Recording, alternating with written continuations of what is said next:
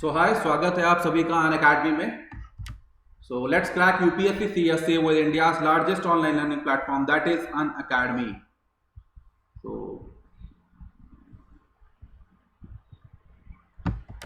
यहाँ आपको प्रोवाइड होंगी daily live classes, structured course, live test और अनलिमिटेड एक्सेस बहुत सारी ऑसम वीडियोस का।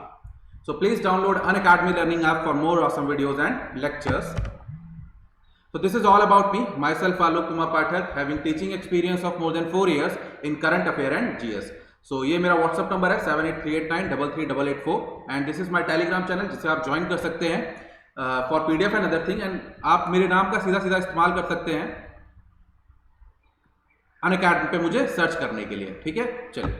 सो अनअकैडमी प्रोवाइड करता है इंडिया के top most educator for your dream UPSC.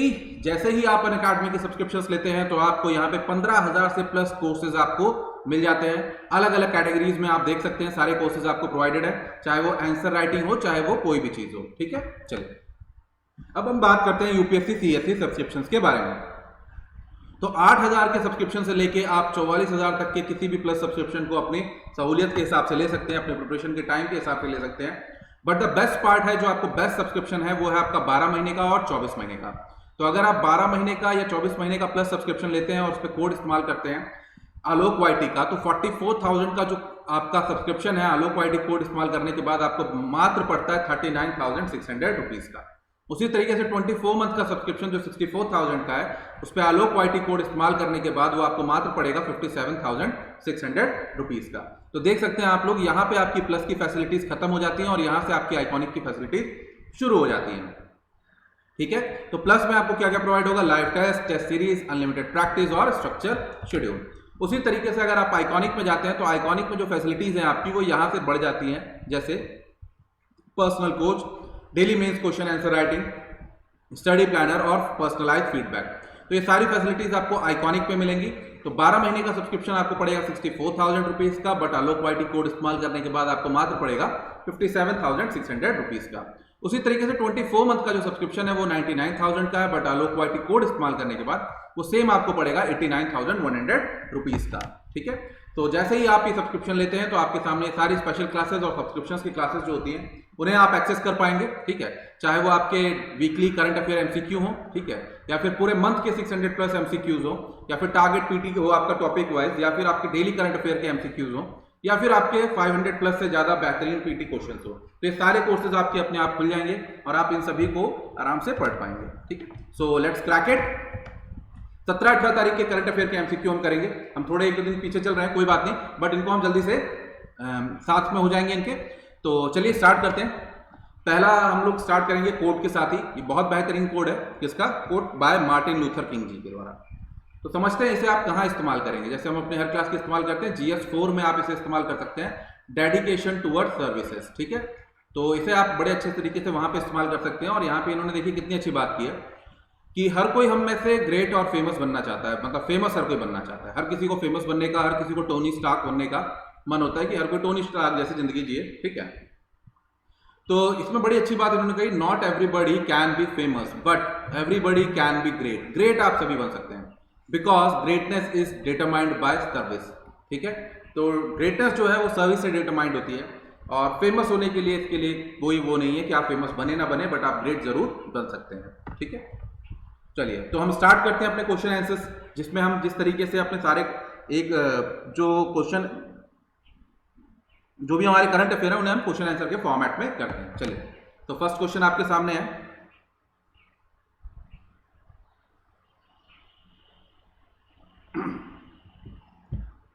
In 1929, when Jawaharlal Nehru as Congress President gave the call for Purna Swaraj, the total independence of the British colony rule, 26 January was chosen as an Independence Day. ठीक है, Congress Party continued to celebrate 1930 onward till India attained independence. ठीक है, based on Mountbatten imports, the Indian Independence Bill was introduced in British House in this and passed on the with a fortnight. ठीक है, तो सारी statement सही है। ठीक है, 15 अगस्त से रिलेटेड ये क्वेश्चन है।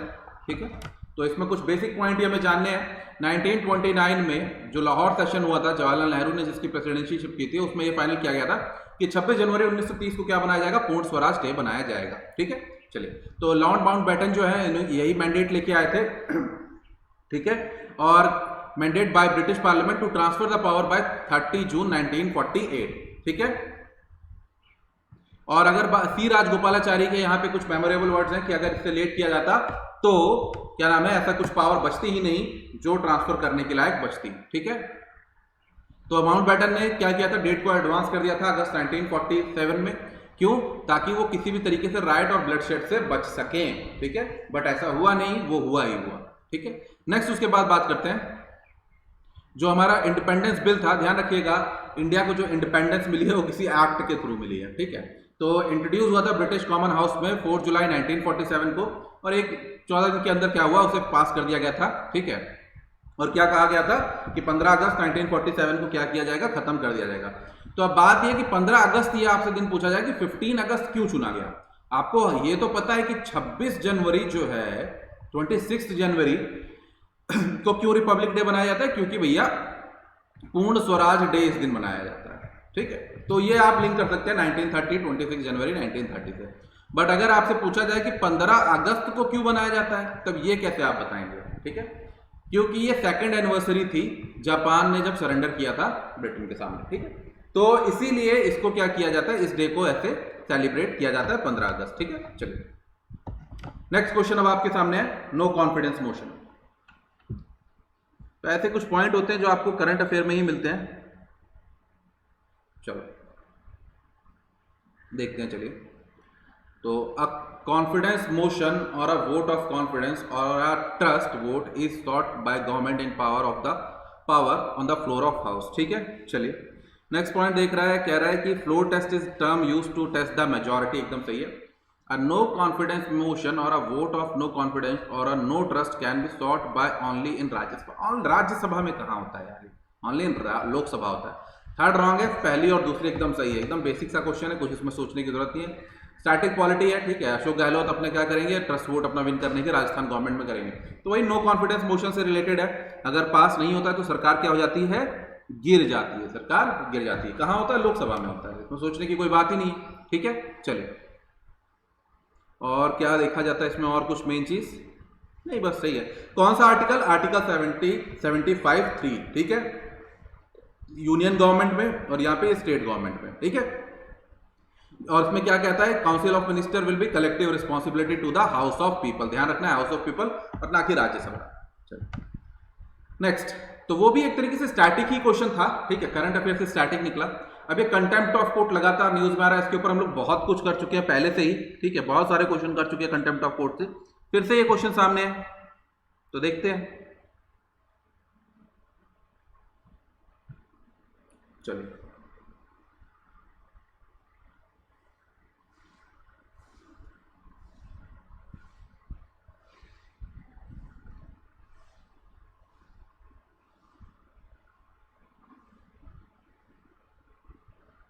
चलिए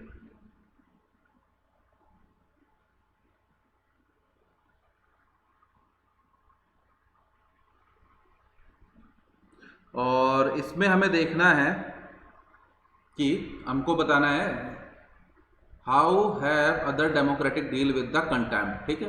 तो ब्रिटिश जजेस often take no notice of the personal insult in alter if altered और विदाउट मैलिस। ठीक है। तो ये तो एकदम सही है। ठीक है।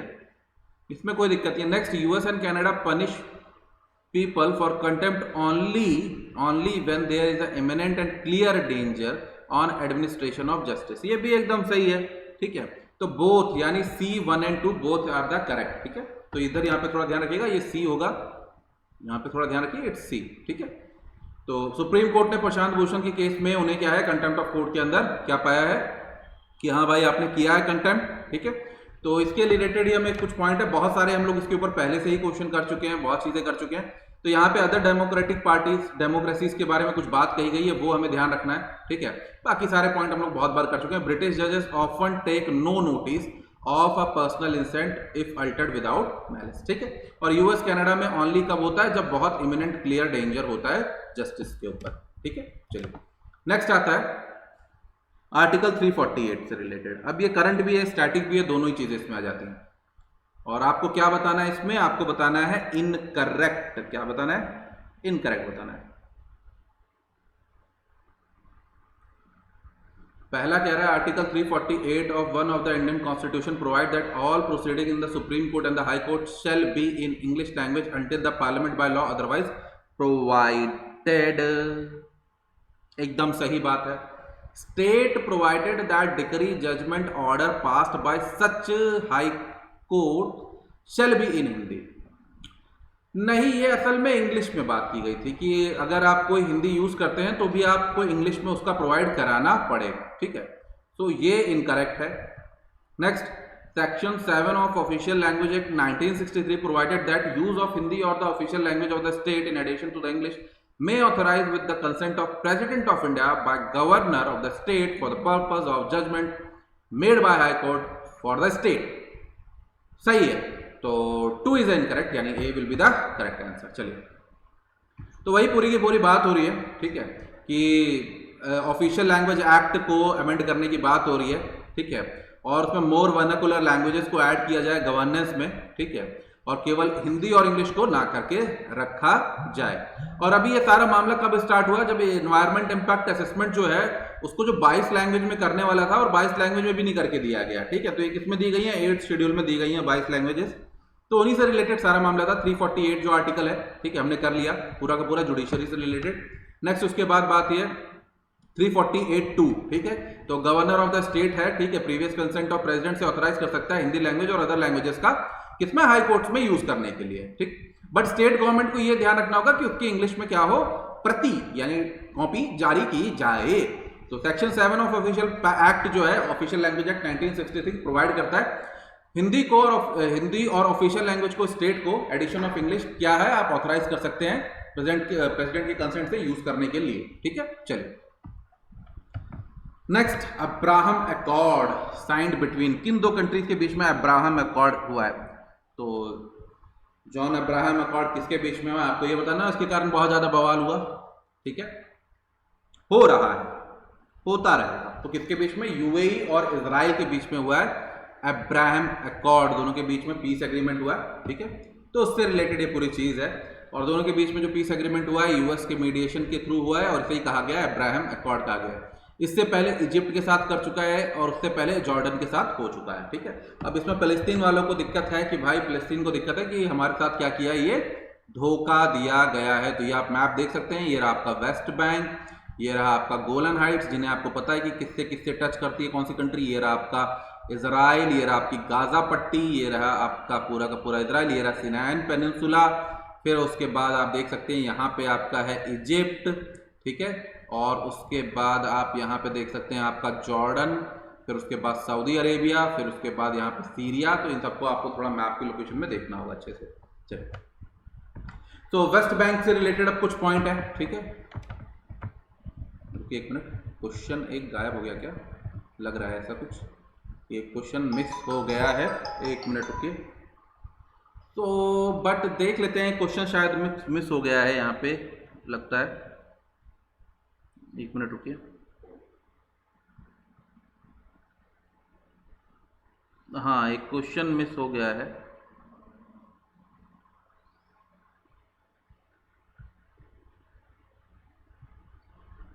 चलिए, बट जो उसमें इंपॉर्टेंट पॉइंट है उसे हम कर लेते हैं कि वेस्ट बैंक से रिलेटेड सारी ये प्रॉब्लम है, ठीक है।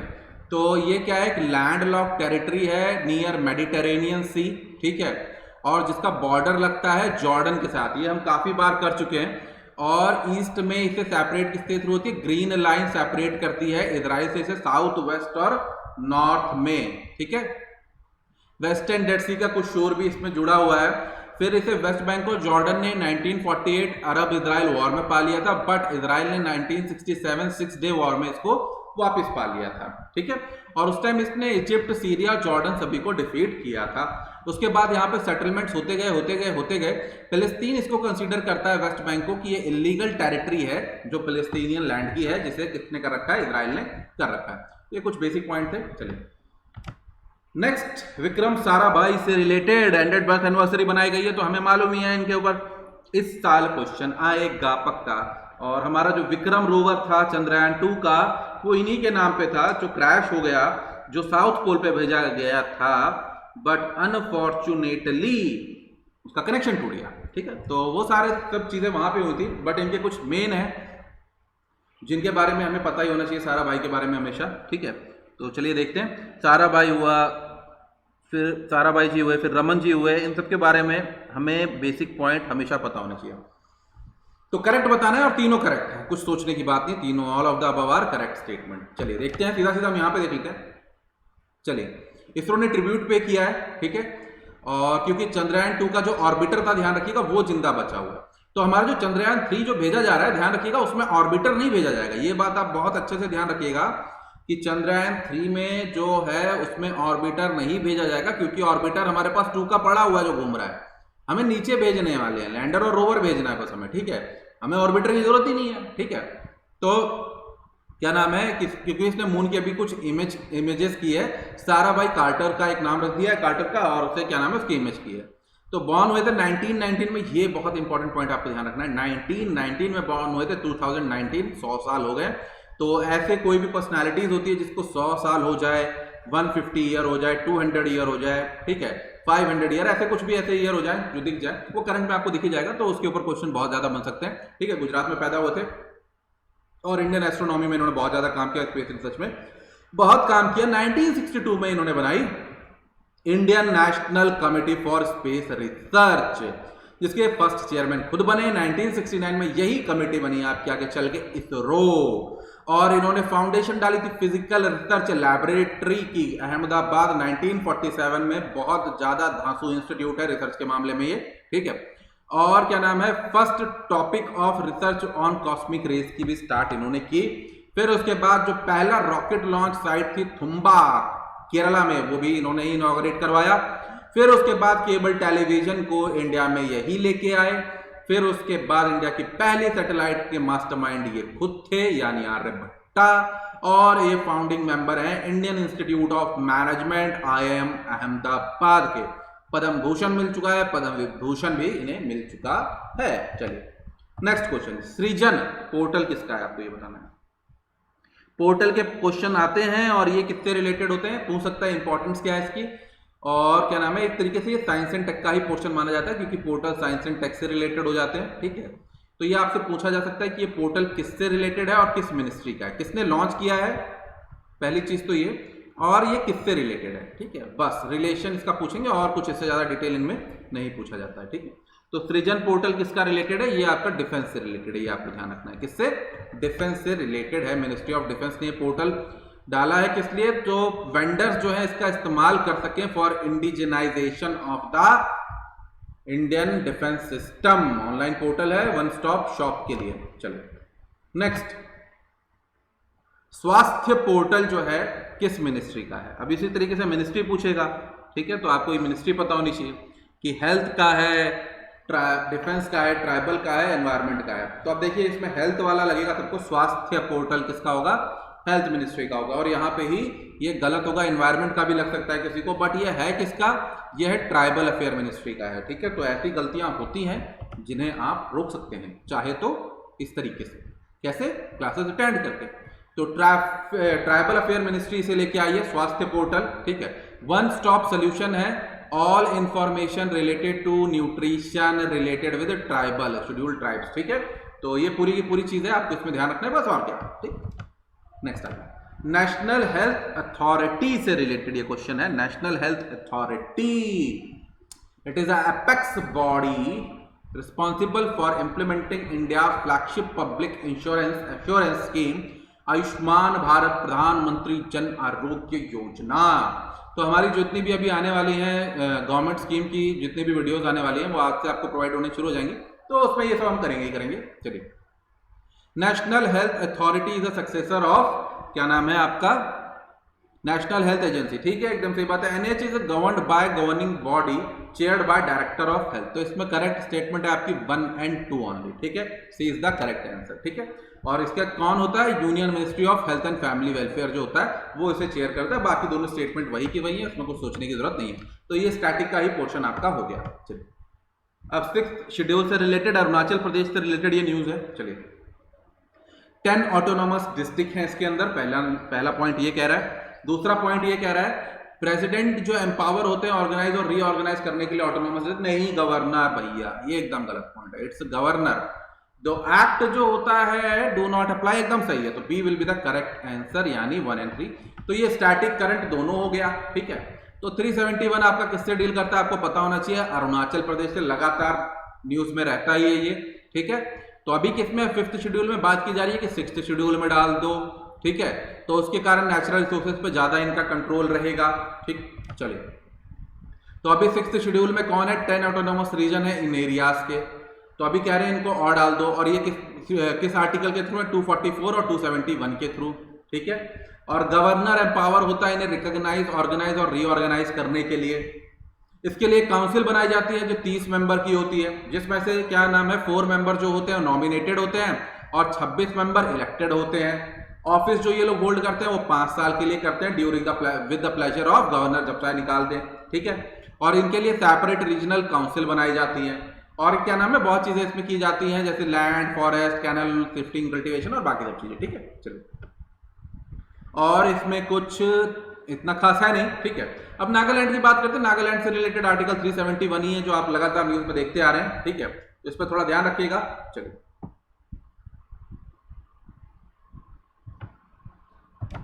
Next PMRU, price monitoring and resource unit.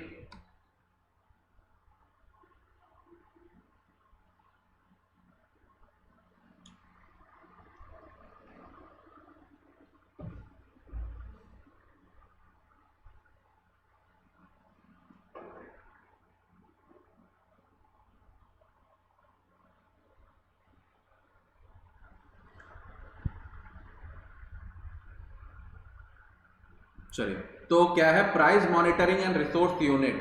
पहला पॉइंट कह रहा है रजिस्टर्ड सोसाइटी है, फंक्शन करती है direct control and supervision of state drug control respective. हाँ, तो ड्रग प्राइसेस को कंट्रोल करने के लिए तो आम बात है उसी में करेगी। फंडेड बाय NPPA, ठीक है। फिर उसके बाद क्या है, NPPA under its central sector scheme named customer awareness, publicity and price monitoring. 12 state में पहले से चल रहा है, तो ऑल ऑफ द अबव ये पूरी की पूरी स्टेटमेंट सही है, ठीक है। तो D will be the correct answer. तो price monitoring and research unit जो है सेटअप की गई है कर्नाटका में, किसके अंडर, NPPA के अंडर, ठीक है। डिपार्टमेंट ऑफ फार्मास्यूटिकल, ध्यान रखिएगा ministry of chemical and fertilizer के अंडर आती है ये, ठीक है। ये पॉइंट बहुत इंपॉर्टेंट है, दिमाग से निकल जाता है, ठीक है। और क्या करेगी, प्राइस कंट्रोल से रिलेटेड सारा काम करेगी, ठीक है। उसमें कोई इसमें सोचने वाली बात नहीं है। एक्सेसिबिलिटी, अवेबिलिटी के बारे में देखेगी, ठीक है। सेमिनार कंडक्ट करेगी, सैंपल कलेक्ट करेगी, बाकी सब चीजें करती रहेगी। चलिए, और NPPA सेंट्रल सेक्टर स्कीम पहले से चल रही है, कंज्यूमर अवेयरनेस, ठीक है, पब्लिसिटी एंड प्राइस मॉनिटरिंग, उसी के अंदर ही ये सारा काम अपना देखेगी जो 12 स्टेट में पहले से चल रहा है, ठीक है। और भी अदर स्टेट्स में इसको लाने की बात चल रही है। चलिए, अब बात करते हैं naval innovation and indigenisation organisation. इसके ऊपर हम 2 बार क्वेश्चन पहले ही कर चुके हैं, फिर से क्वेश्चन आया है और फिर से करते रहेंगे। तो जितनी बार क्वेश्चन आ रहा है आने दीजिए, कोई दिक्कत नहीं है। दुख दर्द क्या है इसमें, क्योंकि पहले क्वेश्चन अलग थे, अब ये क्वेश्चन अलग तरीके से आया, ठीक है। तो नेवल टेक्नोलॉजी, ये 3 ऑर्गेनाइजेशन आपको मैंने कहा था, एनटैक आपको ध्यान रखना है, ठीक है। इनोवेशन और इंडिजनाइजेशन को लेके आएगी अपेक्स लेवल इंस्टीट्यूशन में। वर्किंग ग्रुप रहेगा अंडर एनटैक, ठीक है। और उसके बाद technological development acceleration cell TDAS जो रहेगा, ठीक है। इंडक्शन रहेगा emerging disputes between accelerated time frame. तो ये तीनों statement all of the above इसकी करेक्ट है। ये हमने मैंने आपको बताया था कि आपको ये पॉइंट्स ध्यान रखने हैं, ठीक है। तो 3 टायर ऑर्गेनाइजेशन है, 3 टियर एनटैक है, और उसके बाद NDAC है, ठीक है। चलिए, और उसके बाद इसमें एनटैक आपकी वर्किंग ग्रुप है, ठीक है। चलिए, तो एनटैक आपको ध्यान रखना है। चलो नेक्स्ट, उसके बाद इसमें सारी की सारी चीजें हम लोग कर चुके हैं। डिफेंस प्रोक्योरमेंट से ही रिलेटेड है, draft defence public acquisition policy से ही रिलेटेड ये सारे के सारे पॉइंट है। ध्यान रखिएगा, इंडियन नेवी के पास पहले से ही डायरेक्टर ऑफ इंडिजिनाइजेशन है, इंडिजिनेशन, ठीक है। मतलब इंडिजिनस टेक्नोलॉजीज को लेने, इनोवेशन को यूज करने वाला, बाय करने वाला पहले से ही डायरेक्टर बना रखा है। बाकी सबको भी करना है, उसी से रिलेटेड ये सारे पॉइंट है। Next, transparent taxation, honouring the honest, इससे रिलेटेड आपको बताना है। चलिए, नया प्लेटफॉर्म है, पीएम मोदी जी ने लॉन्च किया है इनकम टैक्स डिपार्टमेंट की फंक्शनिंग के लिए। Platform seek to reform and simplify our tax system. Initiatives like Vivad se विश्वास स्कीम इसको लेके आया गया है, ठीक है। ये सब चीजें इसमें इंप्लीमेंट की जाएंगी। ऑल ऑफ द अबव सब सही है, इसमें कुछ भी गलत नहीं है। चलिए, पीएम मोदी जी लेके आए हैं रिफॉर्म एंड सिंप्लीफाई और tax system, faceless appear tax payer charter. ठीक है, देखिए कारण क्या है, 1.5 करोड़ लोग ही केवल टैक्स पेयर हैं, तो यार वो अच्छे से काम कर रहे हैं, 130 करोड़ लोगों में टैक्स पे कर रहे हैं, इतनी अच्छी चीजें कर रही हैं, तो उनके लिए भी चीजें सहूलियत वाली रहे, इसलिए इसको लेके जाया जा रहा है ताकि वो पेनलेस, फेसलेस, सीमलेस तरीके से अपना टैक्स पे कर सकें। ठीक है, और इसके लिए विवाद से विश्वास स्कीम लाई गई है। ठीक है, चलिए नेक्स्ट, अफ्रीकन स्वाइन फ्लू, फिर से नई बीमारी न्यूज में, तो कुछ ना कुछ आता ही रहता है। तो highly contiguous and fatal animal disease है जो पिग्स को होती है। सही है, इंडिया में 1920s में फर्स्ट डिटेक्ट हुई थी और ये it is not a threat to human being. ठीक है, तो एनिमल टू एनिमल ही होती है। All of the above are the correct statement. ज्यादा सोचने की इसमें जरूरत नहीं है, बहुत बार इसके ऊपर हम क्वेश्चन पहले से ही कर चुके हैं। इसका सबसे बड़ा लॉस है कि ये पिग्स को बहुत बुरी तरीके से खत्म कर देता है, जिसके कारण बहुत ज्यादा लॉस होता है इन फार्मर्स को। ठीक है, जो इनके लिए इन्हें पाल रहे होते हैं। सारे पॉइंट वही है, ये आप देख सकते हैं। ठीक है, चलो next, organic farming related question है आपके सामने। चलिए, इंडिया फर्स्ट रहेगा भी, बहुत इंपॉर्टेंट पॉइंट्स यहाँ पे आपको मिल जाते हैं ऑर्गेनिक फार्मिंग से रिलेटेड। जैसे ये वाला, India rank first in number of organic farmers and 9th in the term of area under organic farming. अब ये सही है कि नहीं, ये आपको पता ही होना चाहिए। उत्तराखंड पहला स्टेट है जो पूरी तरीके से ऑर्गेनिक फार्मिंग की तरफ गया। नॉर्थ ईस्ट जो है ट्रेडिशनल ऑर्गेनिक फार्मिंग करते हैं। ठीक है, चलिए, तो ये क्वेश्चन आपके सामने है, इसका करेक्ट आंसर होगा आपका इनकरेक्ट, सॉरी आपको बताना है, करेक्ट नहीं बताना, इनकरेक्ट बताना है। तो दूसरा और तीसरा दोनों इनकरेक्ट है। चलिए, तो फर्स्ट केवल करेक्ट है। ठीक है, तो B is the correct answer. तो इंडिया क्या है, फर्स्ट रैंक रखता है ऑर्गेनिक फार्मर्स में और 9th रखता है एरिया अंडर कल्टीवेशन में। ठीक है, सिक्किम पहला स्टेट है जो फर्स्ट बना है क्या, वर्ल्ड का फुल्ली ऑर्गेनिक स्टेट। ठीक है, अब इंक्लूड कर लिया गया त्रिपुरा, उत्तराखंड सिमिलर टारगेट्स पे आ रहे हैं। ठीक है, ओहो एक मिनट रुकिए, थोड़ा यहाँ पे क्वेश्चन वाला हम लोगों ने सही नहीं किया लग रहा है, तो ये थोड़ा ध्यान रखिएगा।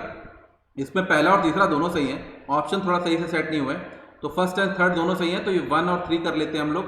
रुकिए, बी 1 और 3 यहाँ पे सही है, सॉरी आपका नहीं, इनकरेक्ट बताना है ना, तो इनकरेक्ट केवल 2 है, ए आपका है, सॉरी केवल ए आपका इनकरेक्ट है, यानी यहाँ पे करेक्ट आंसर आपका ए है। ठीक है, चलिए, ए इज द इनकरेक्ट आंसर, ये थोड़ा ध्यान रखिएगा। ठीक है, ध्यान नहीं गया उस पर, तो A is the incorrect answer. North east traditionally been क्या है, ऑर्गेनिक है। ठीक है, और यहाँ पे क्या है, कंजम्पशन जो होता है लेस ही होता है, थोड़ा वहाँ पे ट्राइबल एरिया है। ठीक है, तो इस तरीके से वहाँ पे ज्यादा इनका फर्टिलाइजर्स का इस्तेमाल नहीं होता। उसके लिए एक स्कीम है ये बहुत अच्छी, mission organic value development north east region के लिए, परंपरागत कृषि विकास योजना 2015 में लॉन्च की गई थी। तो इन्हीं सबसे, और उसके बाद पार्टिसिपेटरी गारंटी स्कीम भी चल रही है, national programme for organic production. ये सारी प्रोग्राम्स पहले से ही इंडियन गवर्नमेंट रन करा रही है। चलिए, अब बात करते हैं line of credit. Line of credit क्या होता है, अब ये इकोनॉमी से रिलेटेड आपका पॉइंट बन जाता है यहाँ पे। चलिए,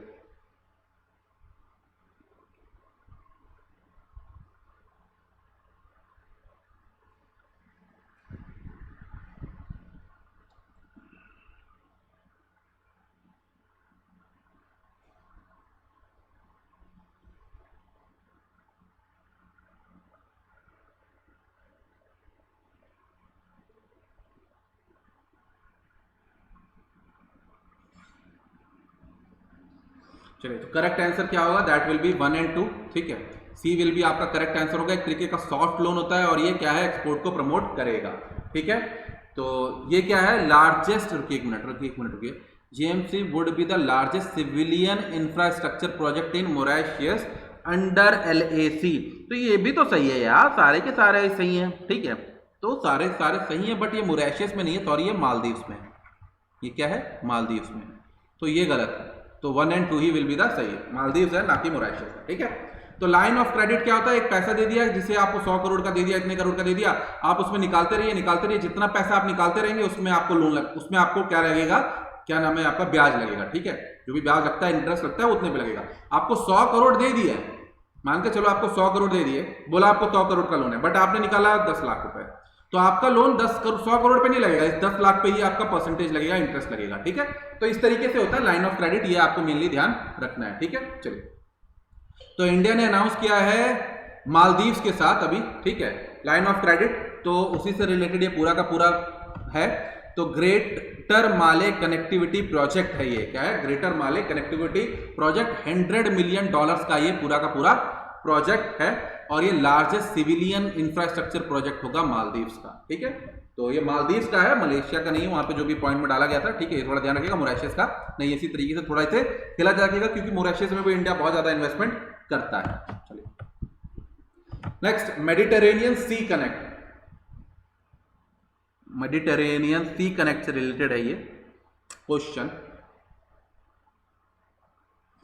तो मैपिंग का थोड़ा पता होना चाहिए, असल में ये क्वेश्चन था वो जिसे वहां पे मैं खोज रहा था, बट ये क्वेश्चन यहां पे मेडिटेरेनियन सी कनेक्ट।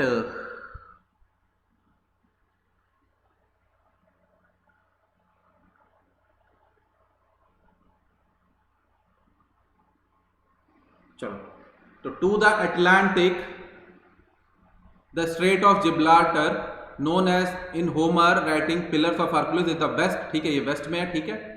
तो ईस्ट वेस्ट नॉर्थ साउथ, ठीक है। तो यहां पे तो हमारा हो गया Gibraltar, to the sea of Marmara the Black Sea and the straight of Dardanelles and Bosphorus respectively in the east, ठीक है।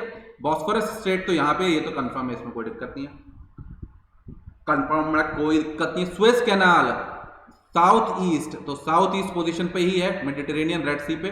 तीनों स्टेटमेंट सही है, कुछ सोचने की जरूरत नहीं है, हल्का सा भी थोड़ा मैपिंग दिमाग में होगा तो हो जाएगा।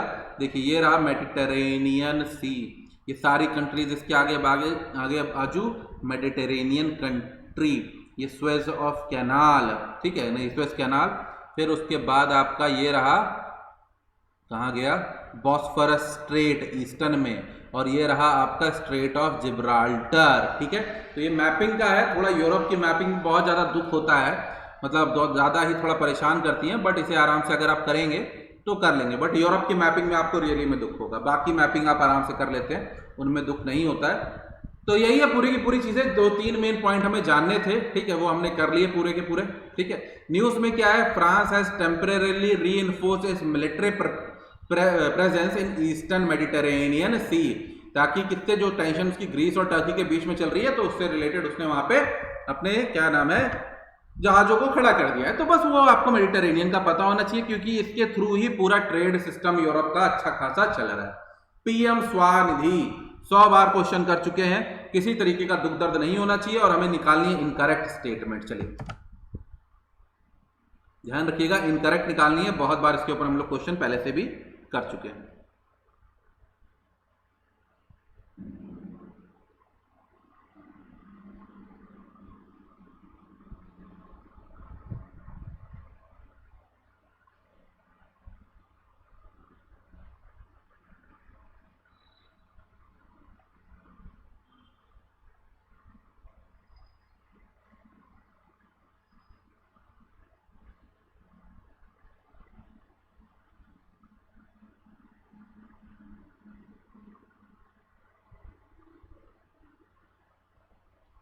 चलो, सो इनकरेक्ट क्या होगा इसमें, A will be the incorrect, यानी 3। It there will be a penalty on each repayment of loan, early repayment of, ये नहीं है, बाकी सब तो वही पॉइंट है सारे के सारे। पीएम स्वनिधि 5 लाख एप्लीकेंट्स अभी तक आ चुके हैं, सिड भी इसको इम्प्लीमेंट करेगी, CGTMS के अंडर आएगा, 10,000 रुपया 50 लाख वेंडर्स को दिया जाएगा, ठीक है। सिड भी इम्प्लीमेंट करेगी, 100 बार कर चुके हैं, ठीक है। यहाँ पे इंटरेस्ट की सब्सिडी भी मिलेगी, कोई पेनल्टी नहीं लगेगी, अर्ली रीपेमेंट पे हो गया। चलो, कृषि में कर चुके हैं क्वेश्चन, फिर से कर रहे हैं, तो बार बार करेंगे, क्योंकि बार बार करेंगे तो बार बार बहुत अच्छे से करेंगे। तो set up by national agriculture higher education project, और दूसरा है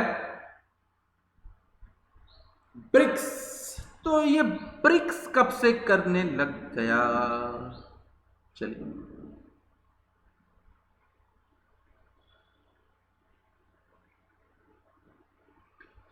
हमें मालूम है इस प्रोजेक्ट को ब्रिक्स ने नहीं, किसने किया है, हम लोग पहले भी कर चुके हैं। पहले आसियान बैंक लिया था, अब क्या ले लिया, ब्रिक्स ले लिया।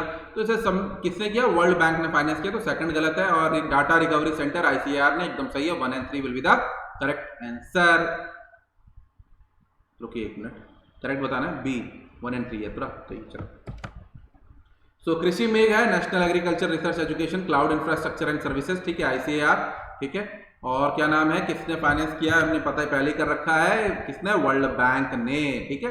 तो सारे पॉइंट हम लोग पहले ही कर चुके हैं, इसके रिलेटेड कोई भी ऐसा पॉइंट नहीं है जो हमने ना किया हो पहले के क्वेश्चंस में। चलिए नेक्स्ट आ रहा है business responsibility reporting released by, इसको किसने रिलीज किया है ये आपको बताना है। चलिए तो किसने किया है, ministry of corporate affairs, time ना देते हुए इसमें ज्यादा, मिनिस्ट्री ऑफ कॉर्पोरेट अफेयर ने इसको रिलीज किया है। चलिए ठीक है, चलिए तो बिजनेस रिस्पॉन्सिबिलिटी रिपोर्टिंग की वो कितना ज्यादा रिस्पॉन्सिबल तरीके से अपने आप में काम कर रहे हैं। MCA किस पोर्टल का इस्तेमाल किया गया, मिनिस्ट्री ऑफ कॉर्पोरेट अफेयर का पोर्टल है जिसमें 1000 से ज्यादा लिस्टेड कंपनीज हैं। चलो आगे बढ़ते हैं। नेक्स्ट कोविड से रिलेटेड है और मेगा लैब से रिलेटेड है। चलिए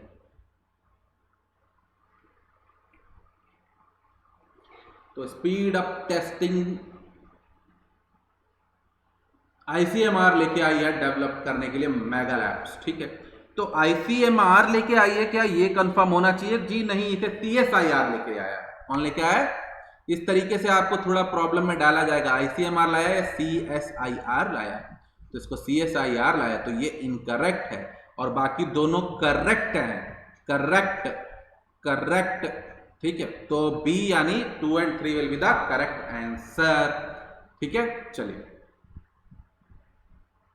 क्योंकि देखो सिंपल तौर से हम कर सकते हैं, एक इनकरेक्ट है तो ये उड़ा और ये उड़ा, तो केवल क्या बचा, 3 और 3 और 2 बचा, ठीक है। तो हमें कंफर्म पता है कि 2 एकदम सही है, तो तीसरी स्टेटमेंट अपने आप ही सही होनी चाहिए, मजबूर है वो। चलिए नेक्स्ट आ जाइए, 1 सेट 1 वर्ल्ड 1 ग्रिड, इसके ऊपर हम लोग क्वेश्चन कर चुके हैं पहले से, फिर से कर रहे हैं, लगातार करते रहेंगे क्वेश्चन। इनिशिएटिव है इंडिया ने प्रपोज किया है, facilitate global cooperation with aim to building global ecosystem and interconnected renewable energy resource that can be easily shared. Okay, parent body है यूनियन मिनिस्ट्री ऑफ एनवायरमेंट, नहीं यार 100 बार कर चुके हैं, ministry of new and renewable energy. कृपया करके गलती ना करें, ये गलती पक्का होगी एग्जाम में। इनकरेक्ट आप हैं, A will be the correct answer, सोचने की जरूरत ही नहीं, ठीक है। सारी चीजें कर चुके हैं हम लोग इससे related. The sun never sets, ठीक है, यहां पे पूरे ज्योग्राफिकल लोकेशन में हमारे प्रोग्राम को फाइनेंस कौन कर रहा है, साथ में वर्ल्ड बैंक। चलो इंडिया ने टारगेट किया है कि 40% पावर नॉन फॉसिल फ्यूल से बाय 2030, तो उसके लिए ये सब चीजें बहुत ज्यादा जरूरी है। चलो नेक्स्ट, ग्लोबल टाइगर फोरम लगातार न्यूज में। चलिए only inter governmental international body है,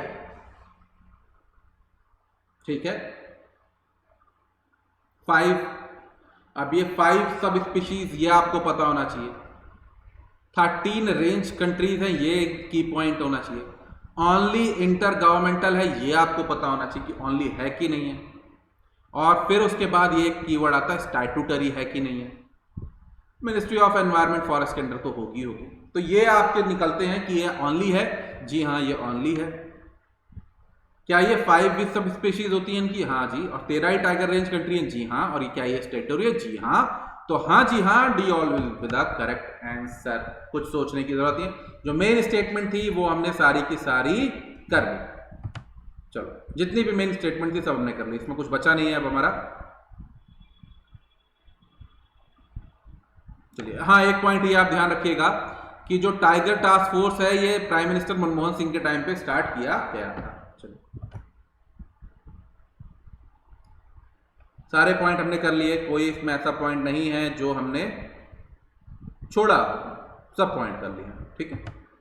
नेक्स्ट एशियन एलिफेंट, हमें मालूम है 12 अगस्त वाली तारीख हम लोग कर चुके हैं। क्या बनाया जाता है 12 अगस्त को, एलिफेंट डे, विश्व हाथी दिवस, गज दिवस, ठीक है, नंदू अपना दिवस बनाया जाता है। तो देखते हैं एशियन एलिफेंट क्रिटिकली एंडेंजर्ड है। आई डोंट थिंक सो कि एशियन एलिफेंट क्रिटिकली एंडेंजर्ड है, तो ये गलत है क्योंकि ये एंडेंजर्ड है, काम खत्म। और इंडियन एलिफेंट अपेंडिक्स 1 में है। CMS की स्पीशीज रिसेंटली जो हुई है गांधीनगर गुजरात, एकदम सही बात, कोई टेंशन की बात नहीं। इंडिया में दुनिया के सबसे ज्यादा वाइल्ड एलिफेंट्स हैं, एकदम सही बात। दूसरा और तीसरा एकदम सही जवाब है, ठीक है। चलिए, और हमें मालूम है एनिमल के साथ हमारा क्या होता है, ह्यूमन एनिमल कन्फ्लिक्ट, ये सबसे बड़ी प्रॉब्लम है। इसके बहुत सारे तरीके हैं जिन्हें हम यूज कर सकते हैं इनसे बचने के लिए, ठीक है। और बहुत सारे तरीके हैं जो अलग अलग इस्तेमाल किए जाते हैं। एंडेंजर्ड कैटेगरीज में है, अपेंडिक्स 1 में है, CMS गुजरात गांधीनगर में जो हुई फरवरी 2020 में। Natural heritage animal of India कहा जाता है इनको, मतलब है ये। और प्रोजेक्ट एलिफेंट चलाया गया है, इंडिया में लार्जेस्ट पॉपुलेशन है इनकी, 60% ग्लोबल स्पीशीज की पॉपुलेशन इंडिया में है। आप कृपया करके ये बताइए टाइगर की जो पॉपुलेशन है, कमेंट सेक्शन में बताइए टाइगर की जो पॉपुलेशन है इंडिया में, वर्ल्ड के कितने % टाइगर जो है इंडिया में ग्लोबल पॉपुलेशन है, ठीक है। चलिए, पापुम रिजर्व फॉरेस्ट कहां पे, आपको ये बताना है। देखिए, अब ये इस तरीके से करंट के क्वेश्चन आते हैं, अब सारे रिजर्व फॉरेस्ट तो याद करना नामुमकिन है, आपको बस पता होना चाहिए कहां पे है ये। तो ये आपका है अरुणाचल प्रदेश में। कहां पे? अरुणाचल प्रदेश में, आपको ये ध्यान रखना है, पापुम रिजर्व फॉरेस्ट, ठीक है। तो ये एक important bird and biodiversity area भी है, ठीक है। और क्या नाम है, हॉर्नबिल्स के लिए माना जाता है, मेनली हॉर्नबिल्स के लिए अच्छा खासा है, और हॉर्नबिल्स के लिए देखा जा रहा है डिफॉरेस्टेशन एक बहुत बड़ा कारण है, ठीक है। चलो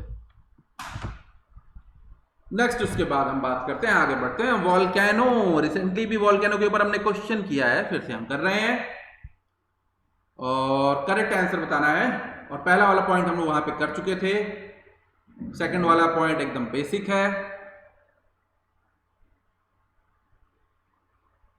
एकदम सही बात है, ठीक है।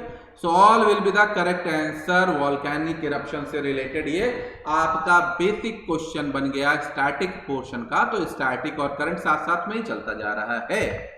चलिए, तो कहां पे हुआ है रिसेंटली, माउंट सिनाबुंग जो है आपका सुमात्रा पे, कहां पे, इंडोनेशिया में। सारे पॉइंट हम लोग कर चुके हैं, रिंग ऑफ फायर वो सब हम लोग कर चुके हैं। टाइप्स ऑफ वॉल्केनो आप देख सकते हैं, ये आपका फिशर वॉल्केनो होता है, कुछ ऐसा होता है, फिशर जैसा इरप्शन होता है। ये आपके शील्ड वॉल्केनो होते हैं इस तरीके से। ये आपके डोम वॉल्केनो होते हैं, देखिए डोम वॉल्केनो, ये देखिए पूरा डोम बना हुआ है, ठीक है। फिर आपका ये ए सिलेंडर कोन, देखिए पूरा ए सिलेंडर कोन की तरह होते हैं। फिर उसके बाद कंपोजिट होते हैं, देखिए कंपोजिट वॉल्केनो हो गया आपका, मिक्स होता है दो का ये, ठीक है। और उसके बाद काल्डेरा होते हैं जिनमें गड्ढा हो जाता है, तो काल्डेरा वॉल्केनो हो गया, कोई बात नहीं, चलिए, ठीक है। Next, Assam accord citizenship amendment act से भी रिलेटेड ये पॉइंट है, ठीक है। वहां का जो करंट अफेयर है इस साल का, जो बहुत ज्यादा बर्निंग इशू रहा, कोरोना से पहले अगर कुछ बर्निंग इशू था, मतलब सबसे ज्यादा, तो वो था सिटीजनशिप अमेंडमेंट एक्ट। तो पहले वो आया, उसने लॉकडाउन लगवाया, ठीक है। बाकी की जगह तो नहीं, बट दिल्ली में तो लगाई, ठीक है। फिर उसके बाद बचा कुचा, कोरोना आ गया। तो ये दोनों ही बर्निंग रहे, ज्वलनशील, आग लगा रखी इन लोगों ने, आग लगा दी एकदम, ठीक है। तो ये दोनों स्टेटमेंट सही हैं, ठीक है। चले, कोई टेंशन वाली बात नहीं है। तो अकॉर्ड 6 का क्लॉज 6 आपको ध्यान रखना है, असम अकॉर्ड का, ठीक है। आसामीज पीपल को ज्यादा प्रोटेक्शन मिले, सब कुछ मिले, ध्यान रखिएगा। उन्हें क्या मिलेगी, सिटीजनशिप इंडिया की मिलेगी, बट आसाम के जो प्रॉफिट्स मिलने हैं स्टेट गवर्नमेंट वाले, वो नहीं मिलेंगे। ये सारे पॉइंट्स इसमें मेन है, काफी बार करे जा चुके हैं, इतना ज्यादा डिस्कस करने की इसमें जरूरत नहीं है, ठीक है। चलो, तो क्या प्रॉफिट क्या मिलेगा, सारे रिजर्वेशन वाली चीजें होती हैं, और क्या, ठीक है। गवर्नमेंट की रिजर्वेशन, ये सब वो सब, बाकी जो जॉब में। अब हिंदू सक्सेशन एक्ट हमें मालूम है कि वो लड़कियों को प्रॉपर्टी राइट्स पे प्रॉपर तरीके से पूरा फुल दिया गया है, उसी से रिलेटेड अब और क्या पूछेंगे उसमें, हिंदू सक्सेशन एक्ट से रिलेटेड क्वेश्चन पूछेंगे, ठीक। तो उसे हम लोग देख लेते हैं। चलो, तो इसमें क्या हो जाएगा हमारा, all of the above will be the correct answer. तो इसे हम लोग काफी डिटेल में भी पहले कर चुके हैं चैनल पे, तो ये एकदम करेक्ट आंसर है, all of the above are the correct statement, ठीक है। चलो, तो सुप्रीम कोर्ट ने ये पूरी जजमेंट लेके आई, पहले भी ये पूरी की पूरी आई थी, अब बात और क्लियर कर दी, बस यही है पूरा मेन चीज, ठीक है। केस का नाम ध्यान रखना चाहें तो आप रख सकते हैं, प्रकाश वर्सेस पुल्लावत्ती 2015 सुप्रीम कोर्ट की जजमेंट। चलिए नेक्स्ट, नागा नेशनल काउंसिल। तो नागा नेशनल काउंसिल, ये नागालैंड वाला इशू तो हमेशा से ही चलता रहता है, ठीक है। कुछ इशू हैं जो हमेशा ही इतना करंट में रहते हैं, इतना करंट में रहते हैं कि वो करंट होते होते वो बेसिक बन जाते हैं। तो अब ये एक तरीके से बेसिक बन चुका है, ठीक है। करंट तो रह ही नहीं गया, ये अब बेसिक बन चुका है, क्योंकि नाम में कुछ ना कुछ आता ही रहेगा, ये आज नहीं तो कल आएगा, फिर न्यूज़ में आएगा। तो 1946 में केम नागा नेशनल काउंसिल विच डिक्लेयर नागालैंड इंडिपेंडेंट स्टेट, ठीक है। सोवरेन नागा स्टेट की 99% सपोर्ट मिला रेफरेंडम में। मार्च 1942 में अंडरग्राउंड नागा फेडरल और नागा फेडरल आर्मी बनाएगी। ऑल ऑफ द अबव, ये आपको कुछ चीजें हैं जो नागालिज्म से रिलेटेड पॉइंट्स में आपको पता होनी चाहिए। तो वही पूरी की पूरी चीज है यहाँ पे RN रवि के ऊपर ये लगाया गया कि इन्होंने बहुत सारी चीजें छिपा के रखी है, ठीक है। गवर्नर जी ने सही से चीजें दिखाई नहीं। ये देखिए, ये पूरा नागालिज्म, ग्रेटर नागालिज्म की बात कर रहे हैं। इंडिया को तो छोड़िए महाराज, ये म्यांमार में भी चीजें मांग रहे हैं, तो इंडिया ये कहां से लाके दे बेचारा, ठीक है। तो इसमें इशू तो बहुत सारा भरा पड़ा है, ठीक है। चलिए,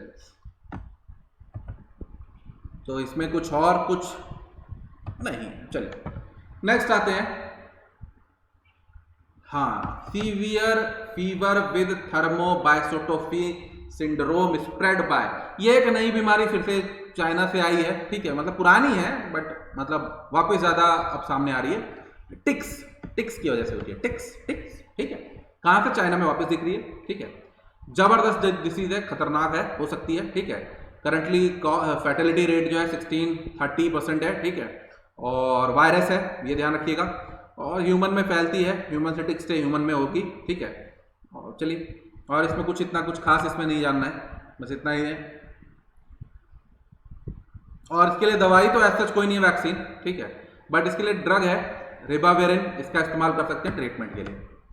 चलिए, अटल इनोवेशन मिशन, अटल इनोवेशन मिशन 2-3 साल से न्यूज में अटल इनोवेशन, तो इसको क्या करंट कहें, क्या स्टैटिक कहें, अब तो वैसा ही हो गया है। चलिए,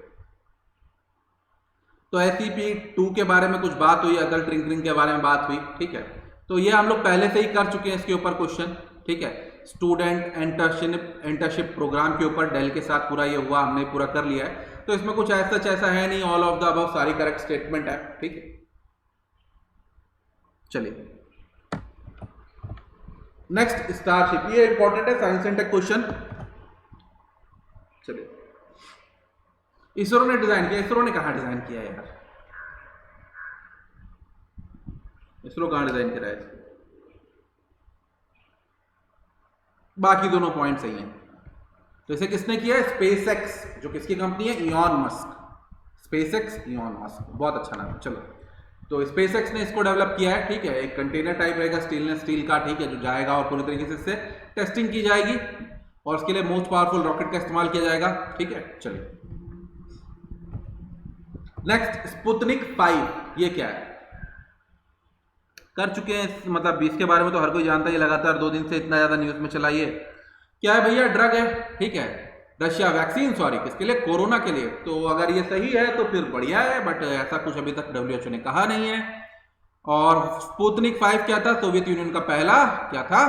ऑर्बिटल सैटेलाइट था। तो all of the above are the correct, तो इसलिए इसका नाम स्पुतनिक रखा गया है। चलिए, सो यहाँ पे हमारे इन 2 तारीख के जितने भी करंट अफेयर के MCQ होते हैं, करंट अफेयर जितने भी MCQ हम करते थे, तो सारे MCQ हम लोग कर चुके हैं। तो जितनी भी सीरीज है हमारी आगे चलती रहेगी, तो प्लीज बने रहिएगा सीरीज के साथ।